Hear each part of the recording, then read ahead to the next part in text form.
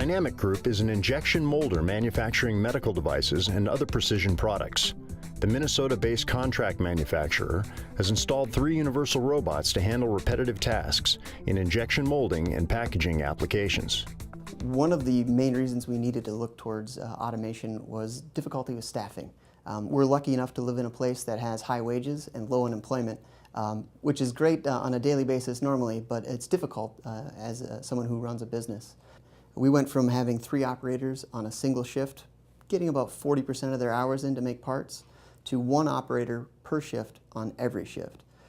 So we essentially quadrupled our production capacity, and our scrap rate went from significantly high to near 0. For us to be able to have that type of success out of the gate, first times rookies at this stuff, was phenomenal and totally unexpected. What we found was the Universal Robot UR10 was to have a perfectly consistent cycle again and again and again. The first application we looked at was for difficult to manufacture medical connector.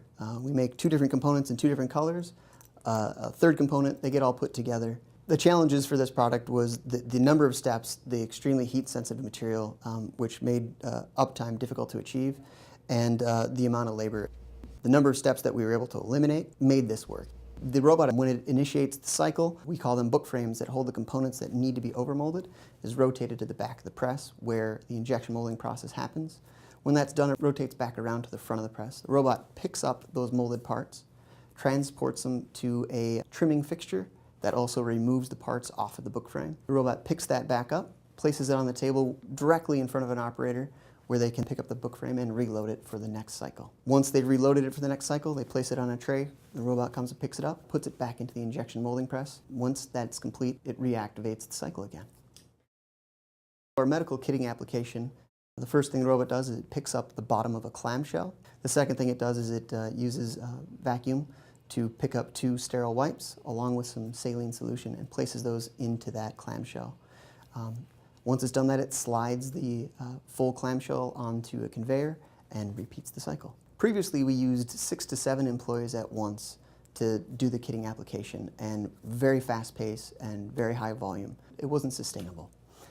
So now we're able to run it with as little as 2 people. Our third application uses actually a traditional Cartesian robot, and there's a handoff to our UR. It was a very challenging operation for the operator to keep up, making sure the parts didn't fall and trimming them as well. Now we still use 1 operator, but they can be there 1/4 of the time they could otherwise. The UR does a great job of grabbing those parts from the Cartesian, getting the gates trimmed, and palletizing them, ready for an operator to quickly inspect and package.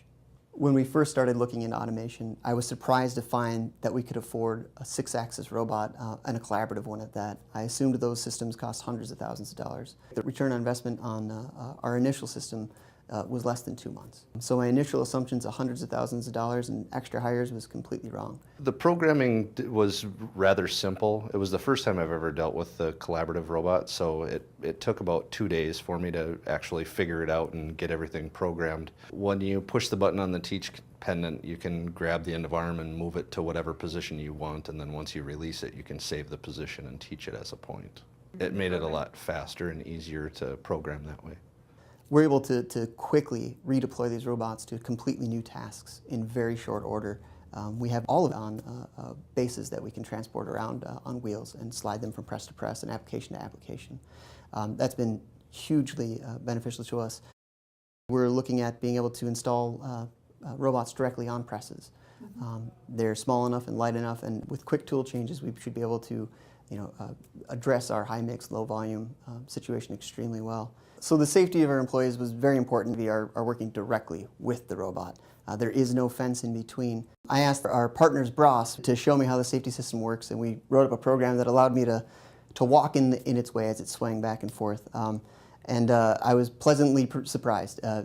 It didn't hurt, and it sensed me immediately and stopped, just like I'd want it to. When there is a safety stop, the operators are able to look at the screen without any assistance from a programmer or an engineer, interact 2 quick buttons, so uptime's fantastic with these systems.